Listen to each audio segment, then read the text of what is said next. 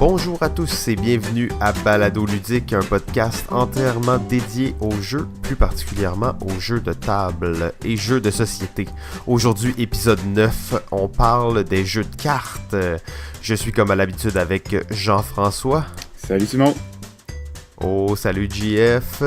Et c'est ça, je suis Simon. Donc, durant la prochaine heure, plusieurs segments au programme, la critique du chef, un survol historique, nos mentions honorables et bien entendu notre top 5 des jeux de cartes.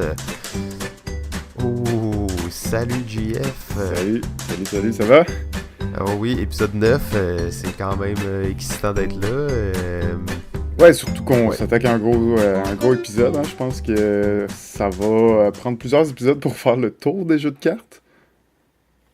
Oui, absolument. En faisant nos listes, je pense qu'on s'est rendu compte à quel point c'est un monde massif et rempli de diversité. Ouais, c'est ça, exact. Les jeux de cartes touchent à tous les genres, à tous les styles de jeux. Donc, je pense qu'on a dû un peu se concentrer sur certains jeux. On a essayé de ramener, de parler de jeux surtout qui vont impliquer pratiquement juste des cartes, quoique à peu près tous les jeux qu'on va parler vont impliquer d'autres choses, des jetons, des trackers si on veut. Mais on a essayé de réduire ça, là, puis pas impliquer des gros jeux avec plein de matériel qui est aussi un jeu de cartes. Parce que c'était beaucoup trop massif à parler. Donc, ça, c'est ce qu'on va te parler dans quelques minutes, je pense. Oui, absolument. Je sais pas si... je pense que tu avais un peu d'actualité pour nous. Ah oui, mais avant, oui. Je vais noter ça. Oui, donc, en fait, il y avait une petite chose que je me disais par rapport au podcast. Je crois qu'il y a des gens qui... c'est pas encore très connu comment écouter des podcasts, comment suivre un podcast. Si ça te dérange pas, je prendrais un petit 2 minutes juste pour donner quelques Bien indices aux sûr. gens pour pouvoir avoir accès aux épisodes plus facilement et aussi, bien entendu, découvrir plein d'autres podcasts parce que il y en a des extrêmement intéressants qui durent depuis plusieurs années et qui valent le coup d'œil. Principalement si vous êtes sur un téléphone Apple ou quelque chose du genre, oui, parce que les podcasts, faut les écouter sur son téléphone. Ça, c'est la base numéro un. Si vous êtes sur un téléphone Apple, c'est assez simple. Sur iTunes, je l'ai pas, mais je sais qu'il doit y avoir une section podcast dans laquelle vous pouvez trouver les podcasts que vous cherchez, dont Balado Ludique. Si vous tapez ça dans iTunes, vous allez l'avoir. Il y a sûrement un bouton juste pour vous abonner. Et chaque fois qu'il y a un nouvel épisode qui va sortir, vous allez le recevoir dans votre application iTunes. Si vous êtes sur Android, c'est peut-être un petit peu plus compliqué. En fait, il existe plusieurs applications euh, Android sur lesquelles vous pouvez vous abonner à ce qu'on appelle un fil RSS. Ça, dans le fond, sur toutes les pages de podcast, vous allez voir cette petite icône-là. C'est comme une espèce de vague de Wi-Fi, si on veut. Ça ressemble un peu à ça. Et ça, c'est le symbole du fil RSS. Ça va vous donner un... Souvent, vous allez cliquer dessus, puis ça va vous dire comment vous abonner dans votre application. Donc, dans votre application, ça va être souvent de donner le fil RSS à votre application pour vous abonner, dans le fond. Et chaque fois qu'il y a un nouvel épisode, vous allez recevoir ça. Moi, j'utilise Beyond Pod. C'est gratuit, puis c'est très bien fait. Donc, c'était ça, en fait, pour expliquer un peu aux gens comment utiliser les podcasts. Bon, mais comme à l'habitude, avant d'aller au cœur du sujet, on a préparé quelques petites tranches d'actualité ou des nouveaux jeux auxquels on a joué. Jeff, je pense que tu avais quand même un segment assez détaillé pour nous aujourd'hui. Oui, exact. Je voulais surtout parler des trois listes. Les trois listes qui est un prix québécois pour les meilleurs, qui est remis aux meilleurs jeux qui sont sortis en langue française au Québec durant l'année. Donc, le prix existe là, depuis plusieurs années et à chaque année, ils remettent des prix. Ils ont trois grandes catégories de prix. Ils vont remettre les prix pour le jeu pour les passionnés. Fait que des jeux plus complexes, plus de stratégie. Ils vont avoir une catégorie du jeu grand public. Donc, des jeux de plateau généralement, des jeux faits pour la famille et pour les jeunes et pour les plus vieux. Et finalement, ben, la catégorie des jeux pour jeunes, pour enfants,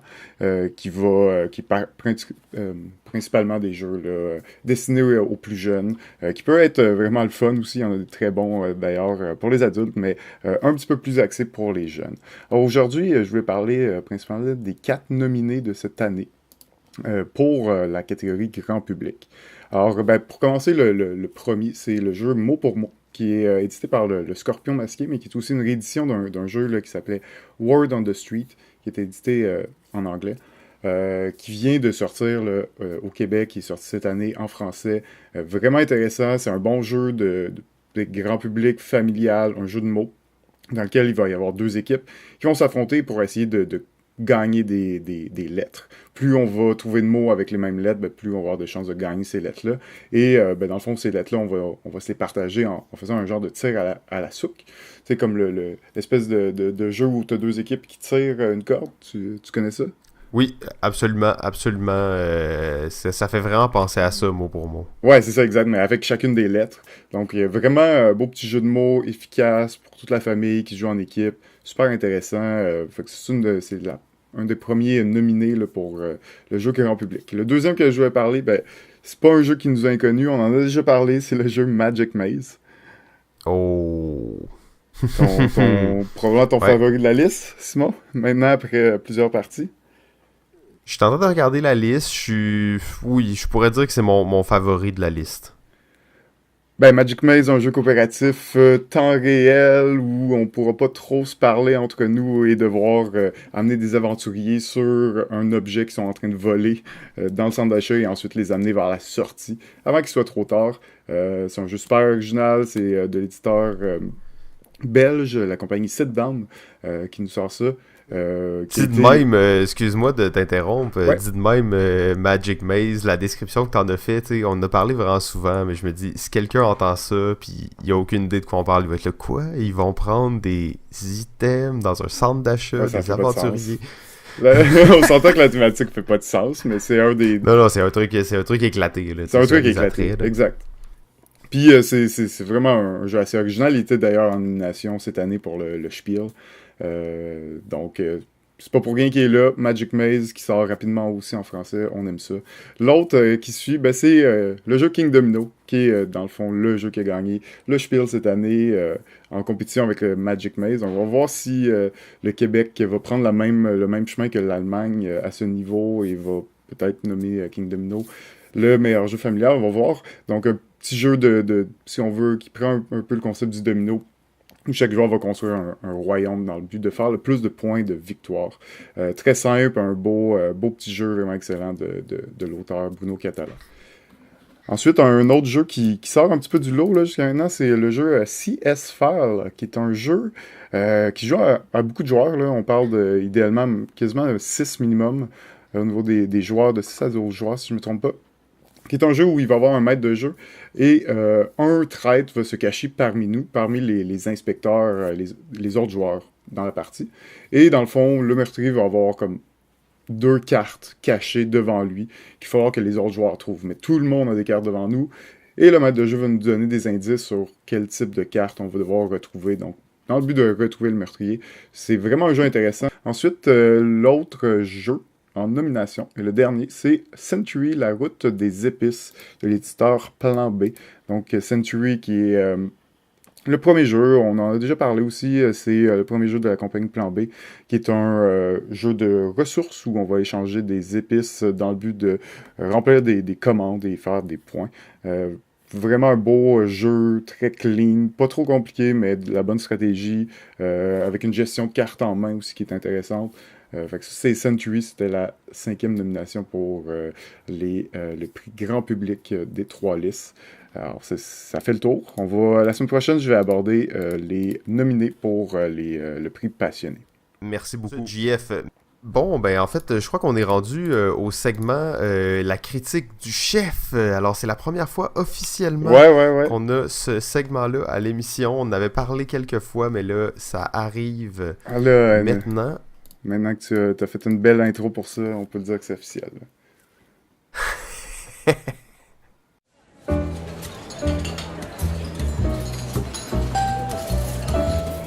Pour un chef, peu importe l'étendue de son talent, le plaisir ne vient pas de cuisiner, mais bien de cuisiner pour les autres. C'est l'heure de la critique du chef, avec votre chef, JF. Alors, cette semaine, j'ai pu tester les jeux, des nouveaux jeux d'évasion. C'est vraiment une grosse mode en 2017, les jeux d'évasion. Et j'ai eu la chance de pouvoir tester un jeu qui s'appelle Dexcape. Il y a deux aventures qui sont sorties de ce type de jeu-là. Un jeu d'évasion en carte, seulement en carte. Donc, c'est des petits paquets de cartes. On peut penser à un format de boîte style de game ou Anabi, si on veut, avec des cartes un petit peu plus grosses, dans lequel c'est un jeu coopératif de 1 à 6 joueurs, dans lequel on va passer à travers le paquet de cartes dans le but de résoudre les énigmes et sortir d'une pièce, donc sortir ou résoudre une énigme en moins d'une heure, idéalement, ou en moins d'erreurs possibles. C'est un jeu, donc il y en a deux en ce moment, comme je disais. Le premier, c'est le Time Test, et le deuxième, c'est un jeu qui s'appelle The Fate of London, donc sous le nom d'Escape. C'est les deux types d'aventures. Le premier, c'est un jeu où on va se retrouver dans un laboratoire avec un professeur qui va tester notre QI, qui va nous demander de résoudre certaines énigmes, réparer une machine, qui va nous propulser dans le passé. Et on va devoir retrouver les éléments dans le passé, dans le but de reconstituer la machine dans le temps et de revenir dans le présent et s'en sauver. Et le deuxième scénario, c'est The Fate of London, dans lequel on est des enquêteurs qui devront trouver 4 bombes qui ont été cachées depuis longtemps, très longtemps, à Londres, et là, qui, par un certain mécanisme, pour une certaine raison, ont décidé de s'enclencher. On va devoir trouver ces bombes-là et les désamorcer avant qu'il ne soit trop tard et que Londres périsse sous les flammes. Donc, les deux jeux, des jeux très, très, très simples au niveau des règles, parce que c'est un jeu où on ouvre la boîte et tout de suite, le jeu est commencé. On va lire la première carte, on va retourner les cartes. Donc, c'est vraiment intéressant dans ce système de jeu d'évasion en jeu de société. C'est qu'il y a... Le matériel est réduit au minimum. On ne va pas utiliser d'application, on ne va pas utiliser autre type de matériel. On va vraiment juste utiliser les cartes du paquet. Et on va les retourner à tour de rôle, on va lire l'histoire dessus. Une des grosses clés dans ce jeu-là, une des grosses différences avec les autres jeux d'évasion, c'est que on va souvent être face à une énigme ou un puzzle qu'on va devoir résoudre, et on va collectivement s'entendre sur une réponse qu'on veut donner, sur la chose qu'on veut faire. On va ensuite retourner la carte, puis de l'autre côté de la carte, il y a la réponse. Si on a eu la bonne réponse, tant mieux, ça va bien. Si on a eu une mauvaise réponse, on va marquer un X pour dire qu'on a eu une erreur. Donc, c'est vraiment pas un jeu où tu as deux chances. Quand on essaye quelque chose, si tu l'as ou tu l'as pas, t'as une pénalité parce que tu l'as pas eu, mais t'as pas la chance d'essayer de retrouver la bonne réponse, puisque tu vas auto-valider toi-même les réponses que tu vas essayer. Donc, c'est un système un peu particulier, original des autres. Ça fait en sorte que j'ai l'impression un petit peu moins de mécanique de jeu qui vient encombrer l'expérience. On va vraiment passer à travers le paquet de cartes. Dans les deux jeux, il y a le concept à un certain point où on va séparer les paquets de cartes en 4 paquets. Et ça va être comme 4 aventures qu'on va pouvoir faire relativement simultanément. Donc ça, c'est un des gros attraits avec ce jeu-là, c'est que souvent les jeux d'évasion, on est pris avec une carte, avec quelques cartes qu'on s'échange. Donc plus on est de joueurs, plus c'est difficile d'avoir accès à ces cartes-là. Là, on a comme 4 aventures qu'on peut faire simultanément, qui sont un peu interdépendants, et qu'on peut avancer au rythme là, au rythme de notre résolution de ces puzzles-là. Donc, Dexcape, pour moi, se situe là, dans les 3 escape games que j'ai fait en jeu de société. Se situe comme dans un des meilleurs, pas loin de Exit. Je pense que Exit fournit quand même une expérience un petit peu plus immersive qui est plus intéressante, mais Dexcape, la profondeur de ses énigmes et les nouveaux mécaniques qui ont intégrés dans le jeu fait de ce jeu-là vraiment un jeu pour les amateurs de Escape Room, un jeu incontournable à mon sens. Autant les deux, je pense que le test time m'a plu un peu plus. Des puzzles vraiment intrigants. Je peux pas en parler trop parce que je veux pas vous dévoiler des bouts de l'histoire. Ce sera à vous de mettre la main sur le jeu et d'essayer ça si vous êtes des fans de jeux d'évasion comme le jeu d'Escape.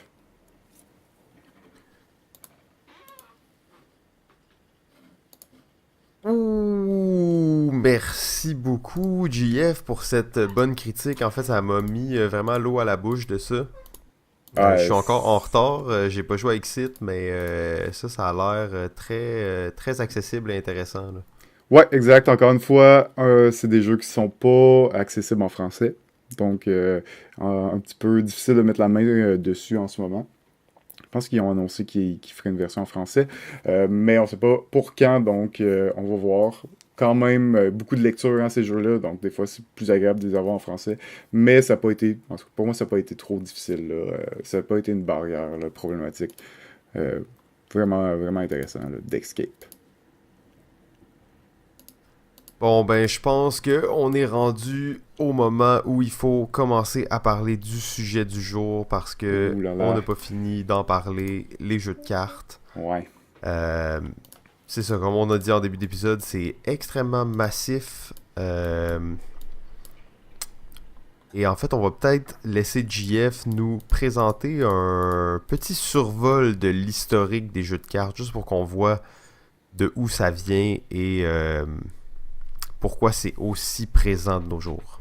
Ouais, exactement. Ben écoute, les jeux de cartes, ça existe depuis longtemps, on le sait.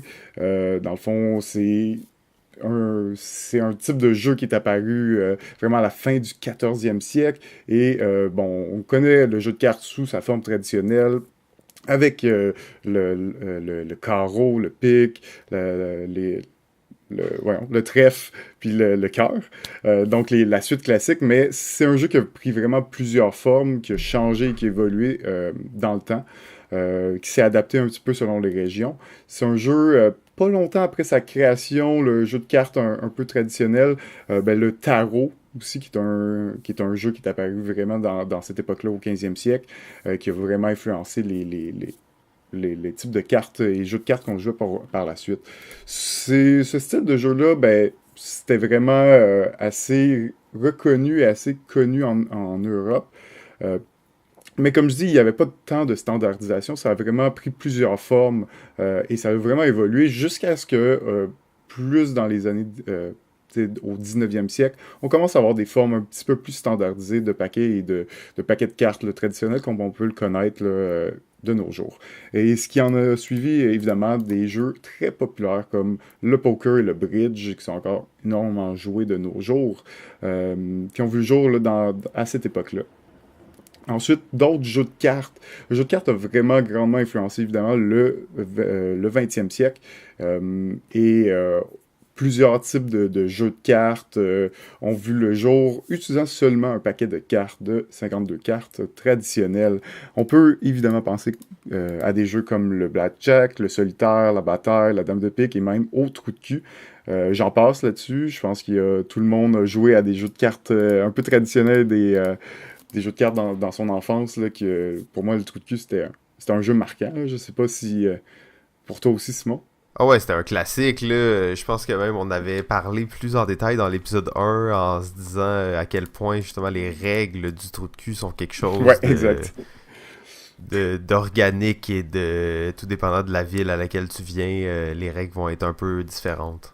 Ouais, exact. Et je pense que c'est vrai avec beaucoup de ce style de jeu de cartes, utilisant les jeux de cartes traditionnels.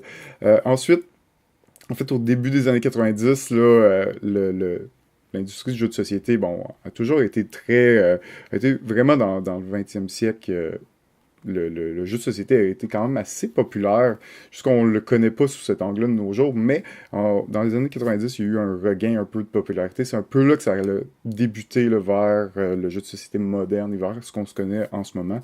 Et un des jeux de cartes qui a le plus grandement influencé les styles de jeux de cartes, c'est évidemment Magic the Gathering, qui est un jeu de cartes qu'on appelle un Collectible Card Game, un CCG, le premier ou le plus populaire Collectible Card Game, et qui est encore énormément joué de nos jours.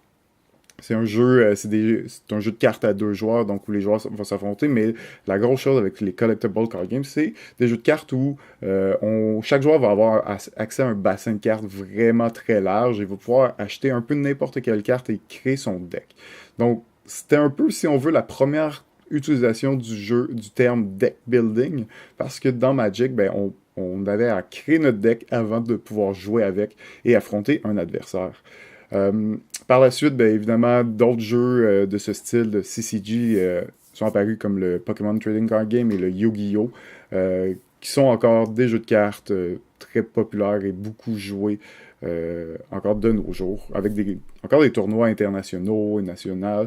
Donc, c'est encore des jeux là, qui, après toutes ces années, continuent à vivre et continuent à avoir des nouvelles éditions de cartes, des nouvelles extensions là, assez régulièrement à chaque année. Ensuite, ben, les années 2000 nous mènent vers les jeux de cartes, les jeux de plateau un petit peu plus jeux de société modernes.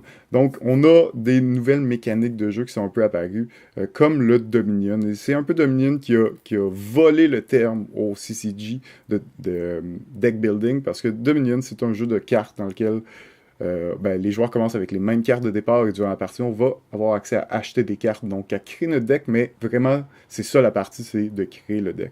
Donc c'est un peu Dominion qui a amené ce terme un petit peu plus vers le jeu de société, vers les jeux de cartes qui utilisent cette mécanique-là, et bon, ça a ouvert une nouvelle mécanique et plein de jeux se sont inspirés de Dominion par la suite.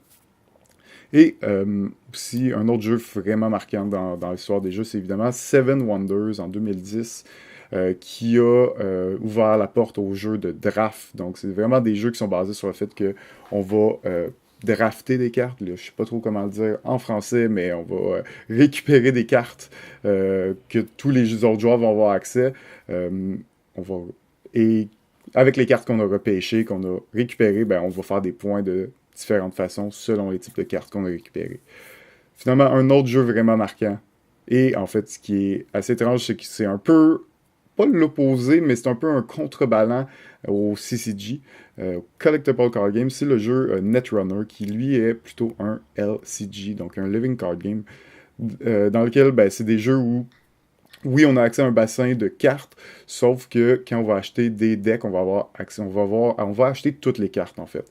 Il y a moins un effet de raritude de cartes qui se crée, contrairement au CCG où les cartes peuvent valoir vraiment, vraiment très cher à cause de l'effet de la rareté ou de leur puissance.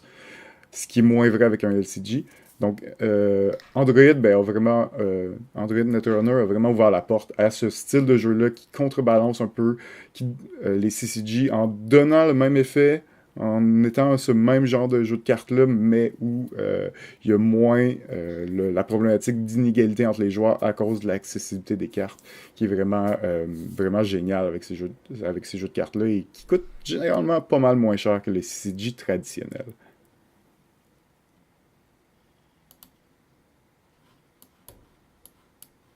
Ok, bon ben merci beaucoup JF pour ce bon résumé. Je trouvais que c'était quand même bien fait. Tu avais choisi des bons jeux emblématiques du genre qui permettent vraiment de voir l'évolution là, Ouais, puis des tu jeux de sais, cartes j'ai à vraiment pas travers. parlé de tous des types de cartes, là, des jeux de cartes, parce qu'il y en a énormément. C'est quand même là, les majeurs, si on veut, mais il y en a d'autres types de cartes. Puis tu sais, les jeux de cartes traditionnels, souvent on dit que c'est des types de cartes, des jeux de levée. J'en ai pas trop parlé. C'est un style un peu moins utilisé dans les jeux de cartes de nos jours, mais c'est quand même un style de jeu de cartes là, très connu et vraiment classique, là. Oui, absolument. Ça, puis il y a plein d'autres genres, là, on pourrait penser, et c'est sûr qu'on va faire plus de détails là-dessus à un certain moment, mais ce qu'on dit, les jeux, les card-driven games, donc les jeux qui sont propulsés par des cartes, peut-être, on Ouais, pourrait dire. ça serait du mal, mais souvent les card driving games aussi, ça implique un aspect de plateau, contrairement C'est peut-être aux ça, autres, là. exactement. Il y a d'autres choses. Tes cartes vont influencer un plateau ou tes autres éléments, dans le fond, là. Alors que je pense qu'aujourd'hui, on va s'en tenir aux jeux de cartes plus traditionnels, donc aux jeux de cartes qui incluent pratiquement que des cartes. Ouais, exact, parce que c'est ça, les card-driven game, là, c'est vraiment des jeux où les cartes vont être tes actions qui vont te permettre de faire des choses sur le plateau. On essaye d'éviter trop de matériel de plateau aussi dans les jeux de cartes, donc on va sûrement pas trop en parler, mais Twilight Struggle est des exemples de jeux de cartes dans ce style-là qu'on peut retrouver, là. Oui, absolument, en fait, et c'est ça. C'était quand même un épisode difficile à faire parce que les jeux de cartes, effectivement, c'est très très large. Je pense qu'on peut aller plonger sans plus attendre dans les mentions honorables et voir une série de jeux de cartes quand même intéressants là, qu'on a notés. Ouais, tu veux commencer par un? Ben oui, absolument. En fait, c'est sûr que là, commencer par un, c'est une difficulté. Mais avant même de commencer, je voudrais mentionner une chose, c'est qu'on a parlé pas mal, ben pas pas mal, mais on vient de parler un petit peu de CCG, de LCG, de jeux comme plus compétitifs. Euh, c'est pas qu'on va pas reparler de tous ces jeux-là, mais on a fait un épisode bonus en fait, qui est l'épisode bonus 4 sur les jeux à 2. Et en fait, on parle de ça pendant peut-être 30 minutes de ce genre de jeu-là. Donc, je pense que ceux qui ont vraiment un intérêt envers ça, ça pourrait être un bon épisode pour vous à écouter. Donc, sans plus tarder, je vais commencer avec le jeu vraiment le plus bizarre pour lequel commencer, mais c'est Joking Hazard. Ah ouais, ok. Ouais, Ok. c'est ça, en fait, je commence vraiment là, à une place qui n'a pas rapport. Pour faire la comparaison rapidement de Joking Hazard, c'est... et tu sais, on avait un autre jeu qu'on va parler en même temps, c'est Cards Against Humanity, ou ici plus connu sous le nom de Lusty Jeu. Ouais. Donc, c'est des jeux où il y a un joueur qui va avoir à voter un peu sur une combinaison que les autres joueurs vont lui proposer. Souvent basé sur l'humour, en fait. Là. Cards Against Humanity, le style de jeu, c'est des jeux vraiment humoristiques, en fait. Souvent un tantinet vulgaire. Ouais. Et Joking Hazard, en fait, c'est une mouture de ce genre de jeu-là, mais où on a des petits panneaux de dessins animés. Mais tu sais, vraiment dessins animés là, très minimalistes. Là, c'est des petits bonhommes là, avec des genres de petits bonhommes sourires avec des petits bras. Puis ils sont dans plein de situations. Donc les joueurs vont comme en placer trois, une à la suite de l'autre. Pour bien entendu faire l'histoire la plus drôle possible. Donc, Joking Hazard, en fait, je trouvais que c'était une catégorie de jeux de cartes qu'on va peut-être pas parler beaucoup aujourd'hui, mais qui est extrêmement répandue, donc qui sont les petits jeux de cartes de party, si on veut, là. Ouais, c'est ça. C'est vraiment des jeux, pas de stratégie. On parle de jeux de party pour avoir du fun en gang. C'est quand même des incontournables, là, malgré tout. Ouais, c'est ça, c'est des jeux que tu sais, tu vas jamais vraiment savoir qui a gagné, c'est pas ça l'intérêt. Je pense que tout le monde connaît de toute façon Cards Against Humanity.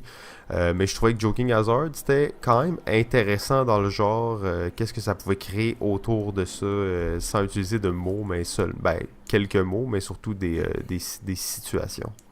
Ouais, exact. Surtout dans Joking Hazard, c'est trois cartes, donc il va y avoir vraiment une petite histoire qui va se créer. Il y a quand même des mots parce que les personnages vont parler, mais très, très, très hilarant et beaucoup de possibilités avec ce jeu-là.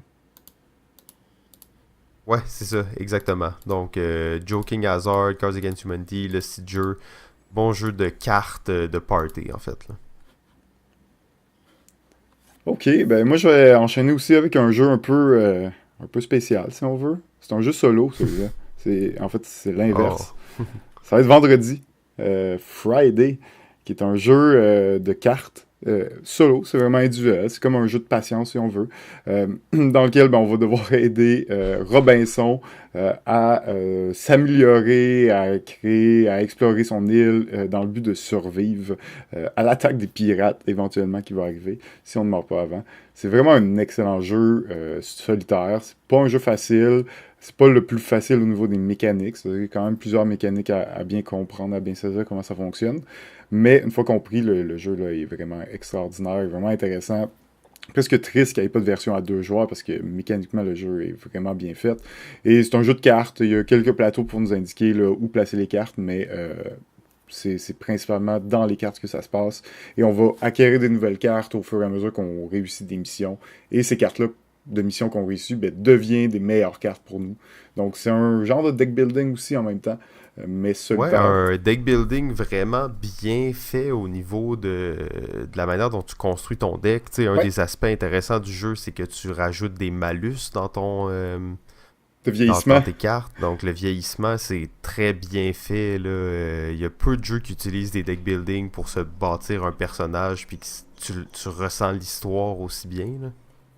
Ouais, exact. Puis, mais c'est pour ça que je dis c'est presque plate qu'il ait pas fait une version à 2 ou à plus, parce que c'est comment quand tu réussis une mission, c'est vraiment la mission devient une bonne carte, puis des fois tu vas choisir de faire telle mission au lieu d'une autre parce que l'effet t'intéresse plus, tu sais. Vraiment, c'est clean, c'est un jeu de Friedman Freeze. La boîte est verte, évidemment. Ça Euh, commence par S. ouais, Friday. Mais c'est ça. C'est un beau petit chef-d'œuvre, là, un jeu solitaire, mais qui prend beaucoup de parties avant de bien comprendre comment gagner. Puis bon, je l'apprécie beaucoup, là, ce jeu, donc je vais parler de vendredi. Ouais, ben bon choix, effectivement. Ben, tant qu'on est à parler de deck building, j'irais aussi dans la même veine avec le jeu Mystic Vale. Ouais, ouais, particulier, lui, par contre. Oui, c'est ça, quand même assez particulier. Mystic Vale, c'est sorti l'année passée. C'est un deck building, là, tout ce qu'il y a de plus classique en fait, avec les cartes au centre, tu peux en acheter, tout ça. La particularité de ce jeu-là, c'est que les cartes sont transparentes et sont séparées en trois parties, donc le haut, le milieu et le bas de la carte. Et les joueurs ont des grosses pochettes, des grosses sleeves pour les cartes. Et tu peux mettre jusqu'à trois cartes dans le fond dans ta sleeve et te créer une carte dans le fond à trois volets, en bas, en haut et au milieu. Donc tu glisses les cartes dans la pochette de plastique et ça rend visible seulement les trois parties que tu as besoin des cartes. Donc c'est un deck building mais dans lequel tu bâtis tes cartes. Donc on pourrait dire que c'est un card building game. Euh, cette particularité-là est très intéressante du jeu. Je trouve que ça donne une belle dynamique à ce genre de jeu-là. Ouais, c'est une belle twist. En tout cas, c'était vraiment intéressant. Puis le jeu est un deck building avec peu d'interaction entre les joueurs, mais bon, mécaniquement vraiment intéressant, une belle twist. Là. Il est superbe le jeu aussi. Là, donc, C'est ça, c'est sûr que c'est un jeu où tu vas bâtir les choses de ton côté. Tu vas pas trop te soucier de ce que les autres font. C'est, je dirais, à la Dominion en fait. Là. Ça rappelle beaucoup ce format-là, mais avec cette particularité d'avoir les cartes transparentes et de créer tes propres cartes. cool, bon choix, bon choix. Mon autre jeu que je vais parler, qui est un vieux jeu, 1998, c'est le jeu Guillotine. Euh, une drôle de thématique parce que les joueurs, ce qu'on va faire, c'est qu'il va y avoir une file d'attente de 12 personnages sur la table qui font la file d'attente pour se faire guillotiner. Guillotiné. Ouais, puis à ton tour, ce que tu fais, tu joues une carte si tu veux, puis après, le premier dans la file d'attente, tu le guillotines. Tu le prends avec toi, tu l'as tué, tu as tué un noble. Il vaut des points selon son niveau de noblesse. Et tu le mets devant toi et ton but c'est de faire le plus de points en tuant des nobles. C'est un jeu de la Révolution française, donc, où on, on est... euh, on n'est pas content des nobles de nos jours, donc on fait la révolution et on les tue. C'est une drôle de thématique pour un jeu comme ça qui est aussi humoristique en réalité. Dans le jeu, il va aussi avoir des martyrs que tu veux absolument pas guillotiner parce qu'ils ont la faveur du peuple et donc tu vas perdre des points à cause de ça. C'est un jeu assez original à cause de cet aspect d'humour dans le jeu, bien qu'il est un peu dark, mais puis c'est un beau petit jeu de trick-taking, si on veut, si tu essaies de te mettre les bons personnages, ceux qui valent le plus de points, que c'est le plus honorable de tuer en avant, c'est de laisser les moins bons pour les autres joueurs. Beau petit jeu là, de Take That, intéressant, là, guillotine. Ah ouais, ça fait longtemps que j'ai pas joué à ça, mais je me rappelle que c'était pas mal comme jeu. Assez violent. C'est ça. C'est un peu étrange, mais il n'y a rien de gore dans le jeu. Là. Ça reste comme assez humoristique malgré tout. Ok, ben on est dans les jeux un peu old school. Je vais y aller avec un jeu qui s'appelle The City. Ouh, The City.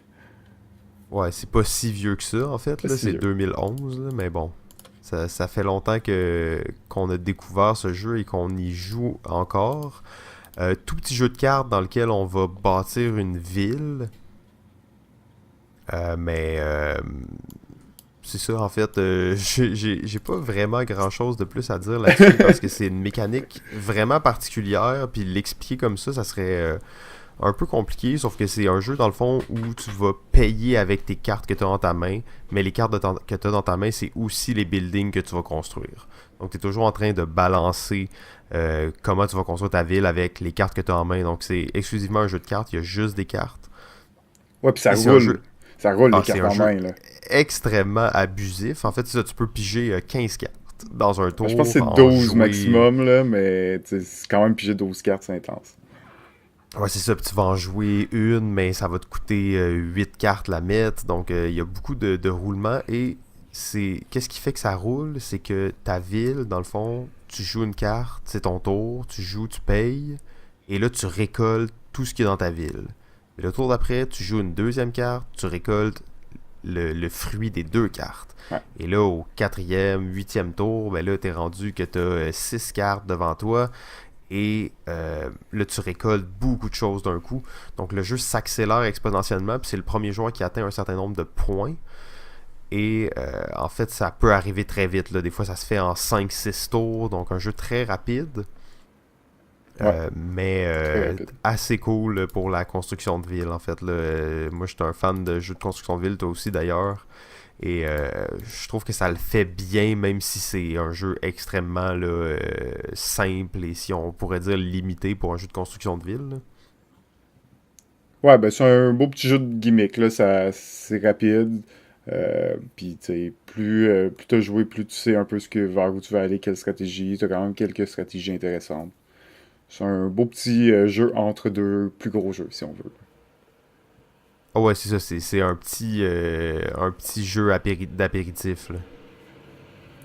Ouais, c'est presque un jeu de rapidité, ce jeu-là, là, tu sais, à un certain point. Ouais, si tu suis pas puis tu joues avec du monde qui sont expérimentés, tu vas être laissé derrière, ça sera pas long, là. Tu vas rien avoir compris de ce qui s'est passé. Là. Ouais, bon choix, bon choix. Ok, ben, dans les jeux un peu old school, ben là, en 1997, un petit For Sale, qui a été réédité, là, Oh, d'ailleurs, il y For a deux Sale. ans, puis qui Quel est... chef-d'œuvre. Ouais, je savais que t'allais aimer ça. Ah, moi, je suis un fan là, fini de For Sale. For Sale, qui est un jeu d'enchères avec à deux phases. Dans la première phase, on va enchérir sur des propriétés. Et une fois qu'on va avoir passé toutes les propriétés, ben, la deuxième phase, on va devoir jouer une de nos cartes, une de nos propriétés à tous les tours dans le but de remporter des billets d'argent, en fait des chèques. Donc, Ouais, mais je me rappelle maintenant là, pourquoi je l'avais pas mis dans ma propre liste. C'est que c'est pas un jeu de cartes, là, For Sale. ben, c'est un jeu de bluff qui utilise juste des cartes et des petits jetons d'argent. Là.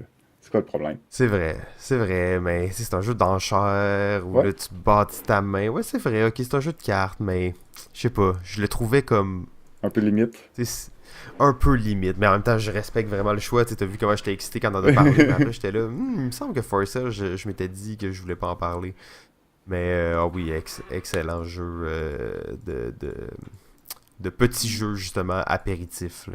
Ouais, c'est ça, exact. Beau jeu d'enchères, très rapide. Je pense qu'il gagne en, en bon goût, là, plus on y joue aussi, là, plus on se fait de Ben, parties avec les mêmes... ouais, c'est ça, tu te tannes pas de ce jeu-là, en fait. Là, c'est un jeu là, qu'on a joué des dizaines et des dizaines de parties, puis on est toujours prêt pour un petit for sale quand on est en attente d'un jeu plus gros ou quelque chose d'autre. Là.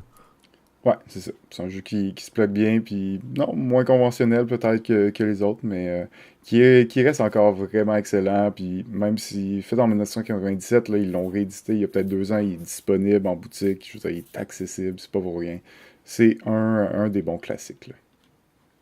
Ouais, ben tu fais bien de le mentionner parce qu'il y a beaucoup de ces jeux-là qui sont plus difficiles à trouver, mais Ouais. celui-là, il n'y aura pas de problème. Il y a même, je pense, plusieurs types d'éditions sur la route. Je sais pas trop. J'en ai reçu deux la même année à Noël et ils étaient les deux dans un format différent, en fait.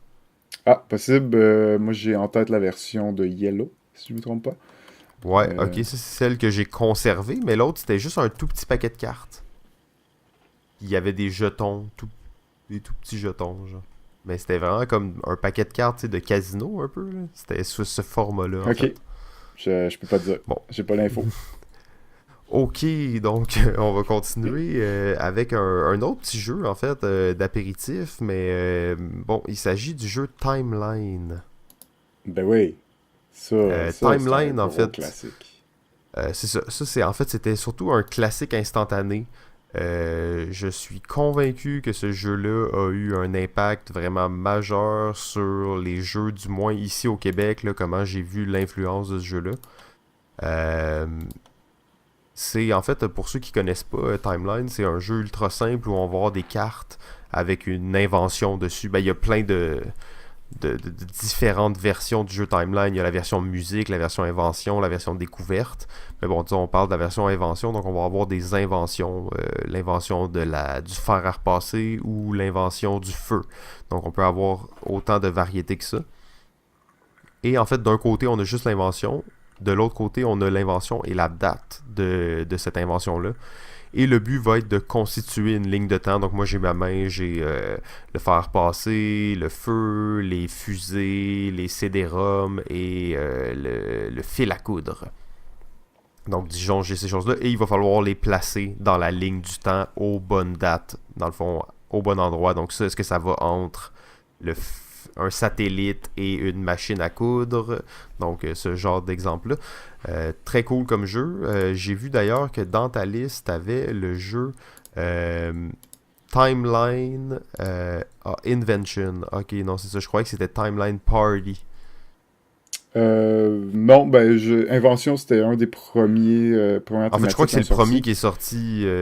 qui est sorti. Ouais, Ouais. puis ils en ont sorti quand même plusieurs autres, là, dont un Timeline Québec, d'ailleurs. Oh, ça Mais c'est vraiment ce que intéressant. tu aurais pu voir, c'est pas Timeline Party, c'est Timeline Challenge. Et en effet, Oui, c'est ça j'avais... exact ce que je cherchais en fait. Parce que je sais que tu m'en avais déjà glissé un Ouais, petit mot, mais j'étais vraiment très curieux par rapport à ce jeu-là. c'est vrai que j'y ai pas pensé, mais c'est parce que, bon, on s'entend que Timeline Challenge a un gros plateau, là. Donc oui, c'est un jeu de cartes, mais là, il y a Ah, quand ok. même un gros aspect de board, là. Il est Hmm. immense, le plateau même. On a-tu le droit d'en Euh, parler? Fait que j'en parle pas. Ben, en Ok. gros, c'est une variante de Timeline qui est un bon jeu un petit peu plus gros qui prend l'idée Timeline mais qui la pousse avec plusieurs minigames, plusieurs défis. Donc, ouais, Timeline Challenge, là, moi, je l'aime beaucoup, celui-là. Là. Mais, ouais, Timeline avec toutes les thématiques, là, c'est vraiment un classique, là. C'est incontournable, ça. Bon, on commence à avoir. Hey, on est même pas. On n'a même pas commencé à effleurer notre liste, on dirait. Euh, J'irai rapidement avec un jeu en fait qu'on m'a demandé de retirer de mon top Ah, dis pas 5. ça. Euh, Il s'agit du jeu Season. On a déjà parlé dans d'autres épisodes, particulièrement dans l'épisode sur les jeux à deux, donc je vais pas m'éterniser sur Season. Selon moi, un des meilleurs jeux de cartes qui existent. Euh, mais bon, c'est sûr qu'il y a d'autres affaires dans le jeu, dont des dés, un petit plateau. Mais il n'y a pas grand chose d'autre que des cartes. On s'entend que tous ceux qui ont joué à Season vont comprendre que c'est un jeu de cartes. Mais bon, c'était juste un petit mot sur Season. Ouais, là, il faut que tes top 5 soient un peu différents. Mais je reconnais que c'est un jeu de cartes, puis que t'aurais pu le placer. Ah ouais, tu me dis ça maintenant, là, après que j'ai dit que je l'avais enlevé de mon top 5 et tout. Ok, c'est bon, c'est bon. Je sais Ben, que je viens d'entendre parler de ça.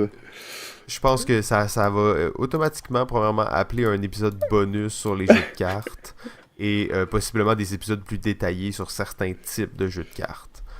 Ouais. Mais je pense qu'on va y aller directement avec notre top 5 des jeux de cartes qui n'inclut presque aucun autre matériel que les cartes. Alors sans plus attendre, top 5. Numéro 5. Alors, mon numéro 5 est le jeu Anabi, qui est un jeu coopératif de cartes dans lequel on va avoir des cartes en main, mais qu'on ne pourra jamais regarder ses propres cartes. On va regarder les cartes des autres joueurs, on va pouvoir se donner des indices entre nous dans le but de placer des cartes sur la table. 5 séries de 1 à 5 qu'on va devoir placer sur la table. J'en ai déjà parlé beaucoup, j'aime beaucoup ce jeu, vraiment un bon classique pour moi. Ben, c'est pour ça qu'il fait mon top 5, le jeu Anabi.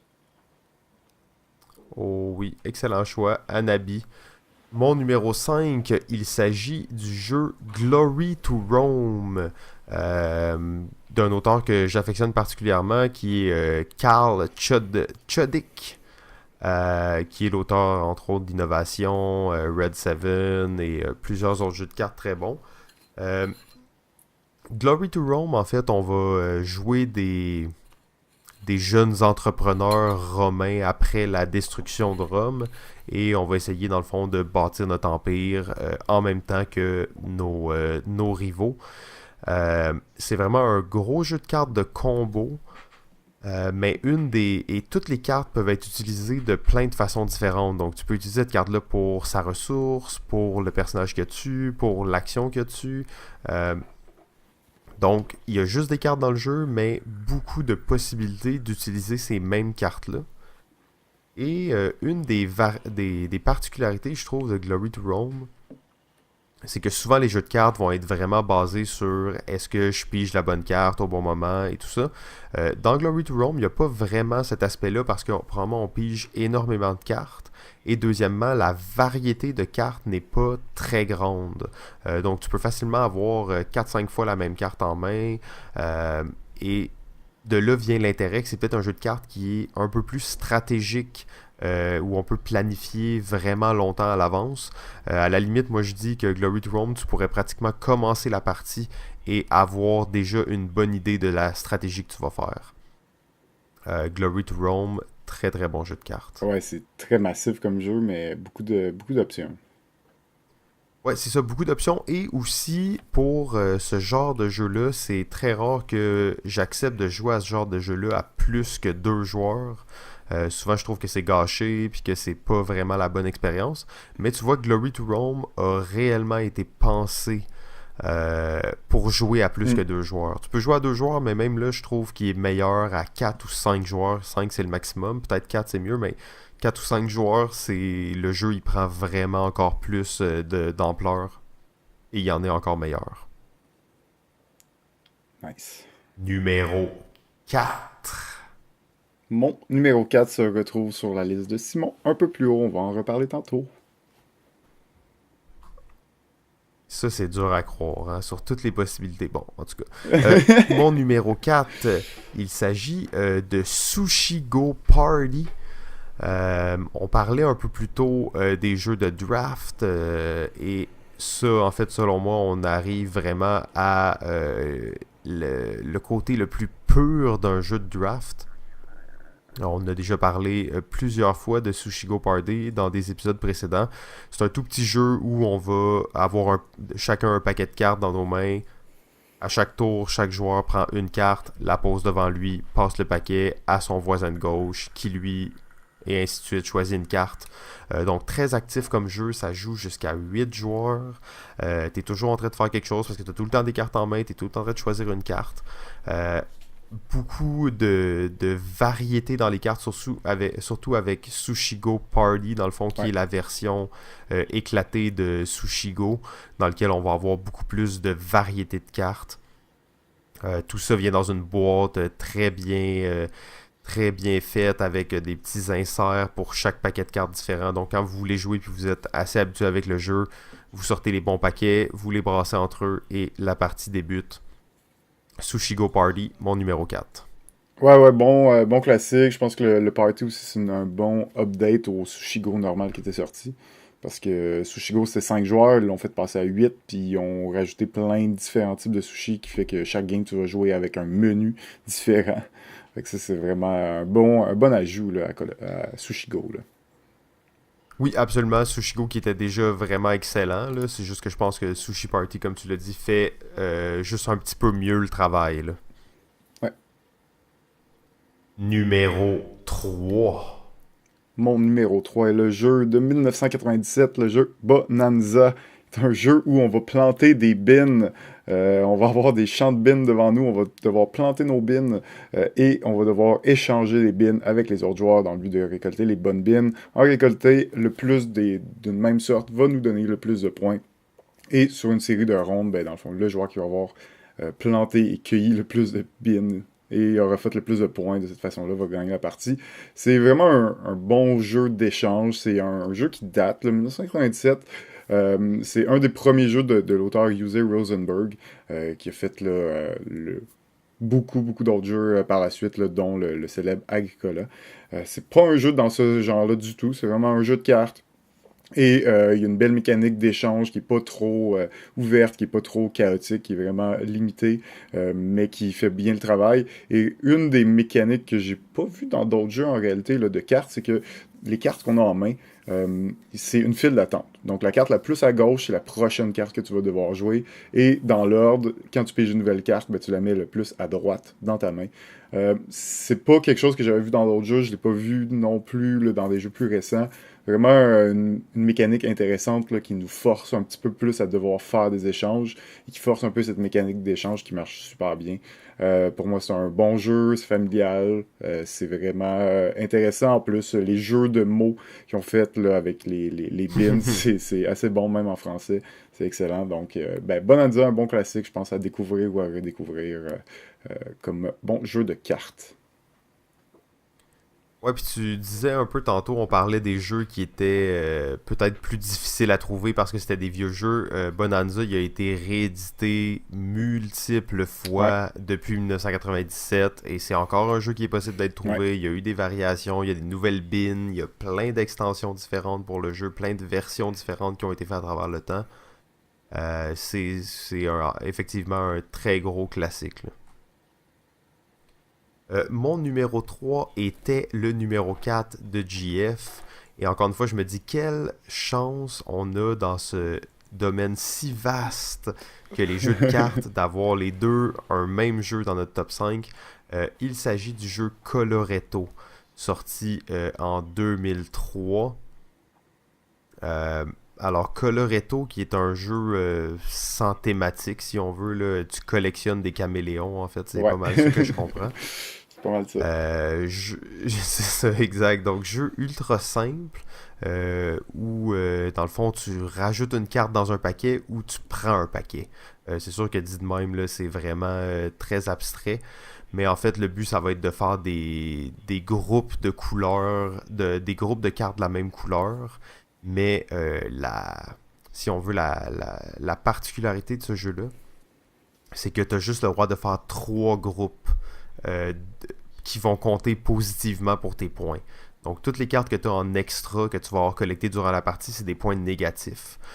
C'est un jeu donc qui est assez difficile parce que plus la partie progresse, plus tu commences à accumuler des points négatifs et plus ton score est en péril. Jeu en tout cas, GF, je pense que les deux, on l'a dans notre top 5. Je vais te laisser en parler un petit peu. Ouais, ben Coloretto, c'est quand même un jeu très rapide, vraiment efficace, que plus tu joues, plus tu comprends un petit peu là, qu'est-ce que tu dois faire, les bonnes stratégies, parce que c'est un jeu, clairement, que tu veux pas permettre à un joueur d'accumuler plusieurs fois la même couleur de carte. C'est vraiment bien fait, c'est vraiment tight là, comme jeu. Tu n'as pas une grosse marge d'erreur. Tu as quand même plusieurs avenues que tu peux prendre, tu peux explorer, mais c'est tellement clean comme mécanique. Là, tu sais. Puis, dans le fond, l'auteur, c'est Michael Shaft. Et il a réutilisé cette mécanique-là dans un autre jeu que j'oublie le nom, Zuloreto. Oui, c'est ça, exact, Zuloreto, qui a gagné le Spiel d'ailleurs là, avec Zuloreto. Donc, c'est une bonne mécanique. Zuloreto, il a mis beaucoup plus de choses. C'est comme un plus gros jeu de plateau. Il l'a entouré de beaucoup plus d'éléments. Mais pour moi, Coloretto, c'est la base de cette mécanique-là de Zuloreto, qui est un bon jeu là, d'ailleurs, Zuloreto. Mais pour moi, Coloretto, je vais probablement y jouer plus souvent parce que c'est un jeu plus rapide et très efficace. Maintenant que je suis à l'aise avec le jeu, ben écoute, ça roule les parties. J'en ai fait beaucoup aussi, puis écoute, c'est pour moi un classique là, indémodable, puis je trouve vraiment excellent le Coloretto. Ouais. Top 2.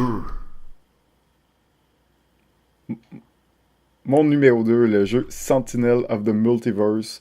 Alors, ben là, avec ça, on rentre dans du plus gros jeu de stratégie. C'est un jeu coopératif où les joueurs, en début de partie, vont se choisir un super-héros et on va se choisir un vilain et un lieu dans lequel on va se battre et un vilain contre lequel on va se battre aussi. Notre but, ça va être de tuer le vilain. Euh, Et dans le fond, ce qui est vraiment le fun là, dans ce jeu-là, c'est que c'est vraiment, il y a beaucoup de super-héros. C'est pas une franchise, donc c'est pas des super-héros connus.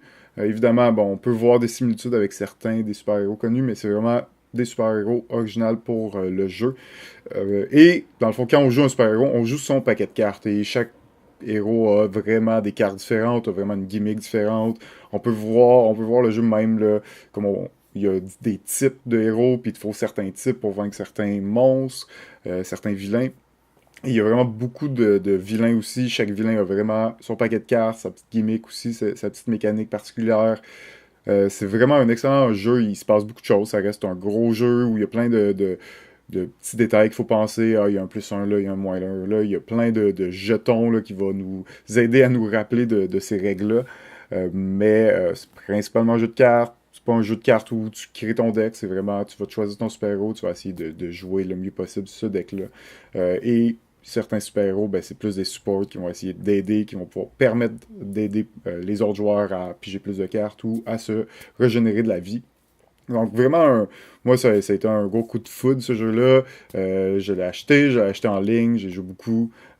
Donc c'est pas tant mon type de jeu en tant que tel normalement, mais il y a vraiment quelque chose qui est intéressant dans le jeu puis qui est pas si compliqué au début. C'est vraiment quand on va commencer à se battre contre des plus gros monstres, contre des plus gros vilains, que là, la complexité du jeu peut vraiment rapidement augmenter avec tous les effets là, qui vont se rajouter dans le jeu. Mais bon, pour les joueurs avertis, mais ceux qui cherchent ce genre d'expérience, jeu coopératif en plus, c'est assez le fun. Sentinel of the Multiverse, ça c'est mon numéro 2. Oui, Sentinel of the Multiverse, en fait, pour ceux qui sont vraiment plus curieux par rapport à ça, je sais qu'on en a parlé au moins pendant un bon 10-15 minutes dans l'épisode bonus 3 sur les jeux coopératifs. Donc ça peut être intéressant pour ceux qui s'intéressent à ce jeu-là. Mon numéro 2, il s'agit du jeu Imperial's Settlers. Donc, qui est un jeu qui est sorti en 2014, fait par Ignacy Trzewiczek. Nom très difficile à prononcer. C'est pas mal, je pense. Auteur polonais que j'apprécie énormément. Donc, c'est un jeu de civilisation, dans le fond, où les joueurs vont effectivement bâtir leur civilisation. Chaque nation va avoir son paquet de cartes unique. Et on va aussi aller chercher des cartes dans une pioche commune pour des bâtiments qui sont plus, disons, le standard et qui sont pas directement, qui appartiennent pas directement à la faction. C'est un jeu de cartes où on va se retrouver avec possiblement une trentaine de cartes devant soi et presque chaque carte a des actions que tu peux faire chaque tour. Je crois que si je me trompe pas, le jeu est séparé en 5 tours. Le premier tour prend à peu près 3 minutes à jouer, mais le dernier tour peut prendre jusqu'à 30-35 minutes à jouer, tout dépendant là, de la taille de votre empire. Pour ceux qui aiment les jeux de cartes de combo et de synergie, en fait, je pense que vous allez vraiment trouver votre compte là-dedans. Toutes les factions qui sont disponibles sont extrêmement différentes, ont des façons de jouer totalement différentes. Très gros jeu de cartes, c'est sûr, mais très bien fait. Imperial Settlers, c'était mon numéro 2. Numéro 1. Eh bien, mon numéro 1, c'est un jeu que je joue là, depuis peut-être. J'ai commencé à jouer depuis 2 ans peut-être. Et si tu m'avais demandé de faire mon top 5 il y a 2 ans, j'aurais probablement jamais dit ça, mais en ce moment, c'est le jeu que je joue le plus, que je suis le plus proche. C'est le jeu Il Pokémon. est accro. Ouais, très accro. Même, c'est le jeu Pokémon Trading Card Game. Alors oui, ça existe encore, ça roule encore. Il y a constamment des nouvelles extensions qui sortent, des nouvelles cartes qui sortent, des nouvelles méta. Donc c'est vraiment le typique collectible card game où les méta vont changer régulièrement, les nouvelles cartes qui vont sortir sont toujours plus fortes, donc tes decks vont constamment changer. Ça coûte cher, mais en même temps, quand même des possibilités de faire des échanges à ce niveau-là. Mais quand on sait quel genre de deck on veut Avec des gars de construire... 12 ans, genre, qui sont full tog. Il y a des petites ligues à Montréal, ça se passe quand même entre adultes aussi. Et il y a quelques spécialistes aussi qui peuvent donner de bons conseils pour monter des decks. C'est vraiment ce que je recommande dans ce genre de jeu-là. De pas acheter des boosters, c'est une perte d'argent et de temps. Mais d'investir pour les cartes vraiment qu'on veut. Ça demande un peu de recherche, ça demande de savoir ce qui se passe en termes de méta actuel et quels Pokémon sont forts. Mais c'est possible d'avoir des excellents decks qui coûtent pas très cher, qui nous demandent pas nécessairement d'aller acheter la carte à 80$. Tu peux avoir un très bon deck, puis que ça te coûte pas les yeux de la tête, et être compétitif. Donc c'est vraiment, en ce moment, c'est le jeu que je regarde le plus, que je suis absolument accro, comme tu dis, au jeu. Je joue beaucoup sur Internet. Je me trouve des petites ligues de Pokémon aussi, des amis avec qui je joue. Vraiment un de mes bons jeux là, en ce moment. Je pense que c'est un peu nostalgique pour y avoir joué étant plus jeune. Mais ça reste un bon jeu de cartes qui est pas trop compliqué. Il reste beaucoup de profondeur, beaucoup de choses à savoir, mais qui est pas trop compliqué là, si on pense à d'autres jeux comme Magic, évidemment, qui est un autre gros classique, là, mais dans lequel j'ai jamais vraiment embarqué. Et m'embarquer là-dedans aujourd'hui, ce serait un peu compliqué. Donc, mon CCG, c'est Pokémon The Trading Card Game. Ah ben, très bon numéro un. En fait, j'ai pas grand-chose à dire là-dessus de critiquable. C'est un très bon jeu de cartes. C'est sûr que comme la plupart de ces jeux-là, par contre, ils vivent sur un modèle là, de créer des méthodes de plus en plus puissantes Ouais. et vraiment de rendre tes anciennes cartes terriblement mauvaises. En fait, les cartes pour ceux qui suivraient pas ça, les cartes que vous avez quand vous étiez jeune, vous ne pouvez pas les Ah, utiliser. c'est plus jouable. Vous allez vous faire terrasser en fait par des Pokémon même pas évolués. Euh, Ouais, ouais. mais oui, oui, très très bon jeu en fait, effectivement. Mon numéro un, donc sans surprise, pour ceux qui ont écouté quelques épisodes, il s'agit bien entendu d'innovation, et on pourrait même dire le jeu Ouh. Innovation Deluxe, donc qui est la dernière version qui vient de sortir avec 4 extensions et demie, jeu de Carl Chudik, donc le même qui a fait Glory to Rome, sorti originalement en 2010. Euh, Innovation, en fait, je peux pas imaginer un jeu de cartes qui s'approche de celui-là. En fait, il y a même pas de comparatif réel. Euh, En termes de profondeur, même j'ai de la difficulté à être capable de le comparer avec des trucs collectionnables là, qui durent depuis vraiment longtemps comme Pokémon et Magic. Euh, Innovation, en fait, on fera peut-être un bonus sur innovation seulement où on en parlera pendant 1 heure et demie Oh là là. d'innovation. On donnera une pause à GF et on fera venir des fans du jeu et on fera un épisode bonus là-dessus. Donc, c'était mon top 1, innovation. Ben, classique top 1. Je pense que c'était inévitable qu'il soit là, hein. Absolument, c'est ça. Je sais que j'aurais voulu ne pas le mettre vu que j'en ai déjà tellement parlé puis que je trouve que c'est un jeu tellement bon, mais on parle de jeu de cartes. Euh, Qu'est-ce que tu veux que je fasse d'autre? Je Ouais, suis humain après tout. t'avais pas le choix, je comprends. Donc, ben, un mot de la fin. On s'était dit avant de commencer que ça nous prenait un mot de la fin de prêt. Ouais. Euh, J'en On- avais un, j'arrivais pour le copier dans le document, mais en fait, j'ai juste copié le nom d'un jeu, puis je l'ai collé dans Google. Donc, j'ai oublié de le coller dans notre discussion. Sauf que je pense que c'est un point qui est quand même assez intéressant. C'est que là, on a parlé de jeux de cartes, on n'a même pas effleuré le 1/10 de ce qu'on aimerait parler par rapport à des jeux de cartes. Euh, mais je réfléchissais à l'accessibilité et à la facilité de créer des jeux en utilisant seulement des cartes. Bon, tu sais, le processus de mettre un jeu sur le marché, c'est quand même, ça se fait pas juste en claquant des doigts de même si on voit des trucs comme Kickstarter qui nous donnent l'impression que c'est très simple à faire. Ça demande plusieurs étapes, mais produire un jeu de cartes, c'est d'après moi, vraiment les jeux les moins coûteux à produire. Donc, on en voit une diversité et une densité à chaque année qui sort et qui arrive sur le marché, là. Ouais, en effet, c'est sûr que quand ton jeu il contient juste des cartes, ben là, il y a une facilité au niveau de l'imprimerie, de la production du jeu, qui est beaucoup plus simple, beaucoup moins de vérification à faire là, au niveau des pièces. En effet, c'est sûr que même pour les créateurs, c'est plus facile de accès à des cartes blanches assez facilement. Donc, tu peux Ouais, jouer juste avec pour ça. tester, hein, c'est ça, c'est vraiment plus simple, Ben, là. c'est ça, exact. C'est très simple. Tu as des cartes blanches, tu peux écrire n'importe quoi, puis tu peux créer un jeu en 5 minutes, avoir une bonne idée, en 5 minutes, juste en jouant un petit peu avec les cartes, puis tu sais, avoir le matériel sous la main. Donc, oui, en effet, ça reste pas facile de créer un jeu de cartes. Il y a des jeux, bon, Oh beaucoup non, non, plus non, mon point compliqués, c'était là. vraiment pas sur la facilité de créer un jeu de cartes, mais plutôt sur la facilité de, disons, produire et vendre un jeu de cartes. Ouais, Euh, Tu sais, c'est quelque chose que, d'après moi, la plupart des producteurs, des éditeurs de jeux apprécient beaucoup. Tu sais, c'est pas très coûteux, c'est simple à mettre en place.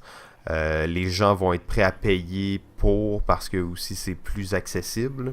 exact. Ça crée par contre le problème inverse, c'est comment tu te différencies, comment ton jeu se différencie dans Ah, un marché ben, où les jeux de cartes, il y en a énormément. Des jeux de cartes, on n'en a pas beaucoup parlé, mais des jeux style le jeu Parade, le jeu Arboretum, des jeux de cartes pas qui sont conventionnels, qui sont excellents, super là, bons, exact. ouais, mais Puis c'est ça, qui exact, ils sont passent tu sais, un peu inaperçus dans ce raz-de-marée de jeux de cartes là, qui sort. Là. exactement, c'est ça. Donc, t'as beau vouloir mettre une thématique, t'as beau vouloir le faire flashy. Qu'est-ce qui te démarque des autres? Qu'est-ce qui va faire en sorte que ça va marcher sur le marché? Ben, c'est quand même une notion qui est difficile, puis ça reste qu'il y a beaucoup de jeux de cartes qui se créent, donc vraiment difficile de faire son choix. Il y a des jeux comme, et d'ailleurs, on l'a pas mentionné, mais Exploding Kitten, qui a été Oui. un gros succès sur Kickstarter, qui est un jeu de cartes, tu sais, en fait, la grosse différence, c'est que lui, il était déjà connu. L'auteur du jeu, il était déjà connu avant pour avoir fait des BD, tout ça. Donc, ouais, clairement, il amène un hype, puis il fait en sorte que son jeu va se faire voir, tu sais, parce qu'il amène l'attention d'ailleurs. Mais sinon, là, dans les jeux de cartes, il y en a des excellents qui se font, qui passent inaperçus. Peut-être pas nécessairement tout le temps le meilleur design, le meilleur.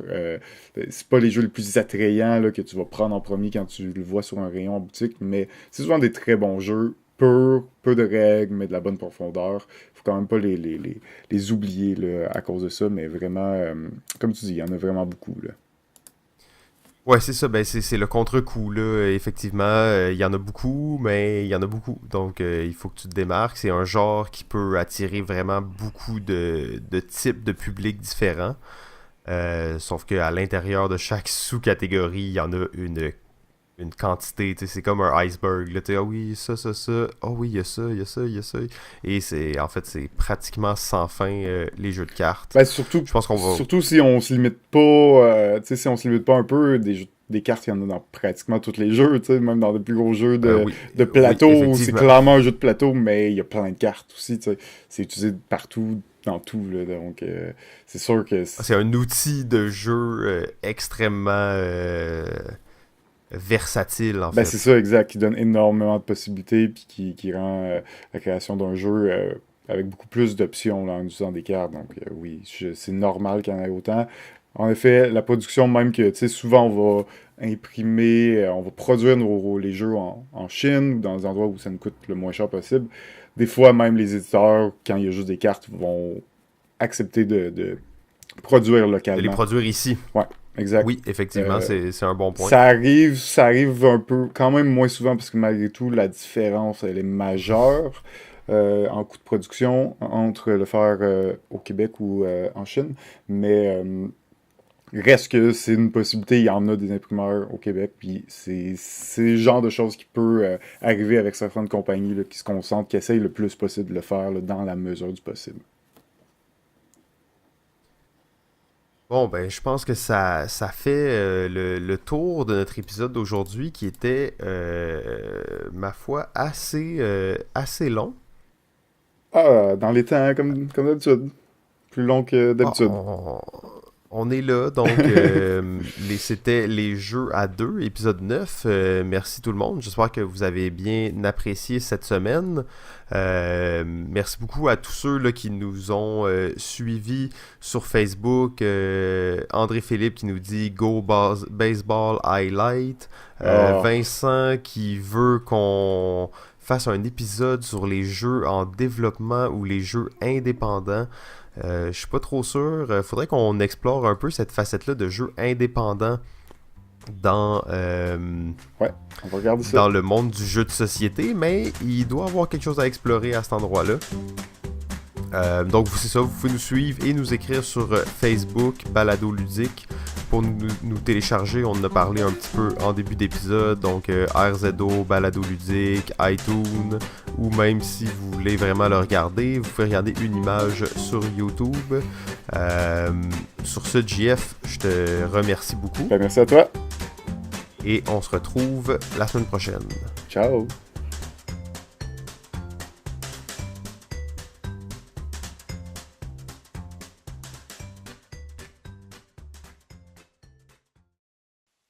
OK, ben, ciao tout le monde et je continue à jouer.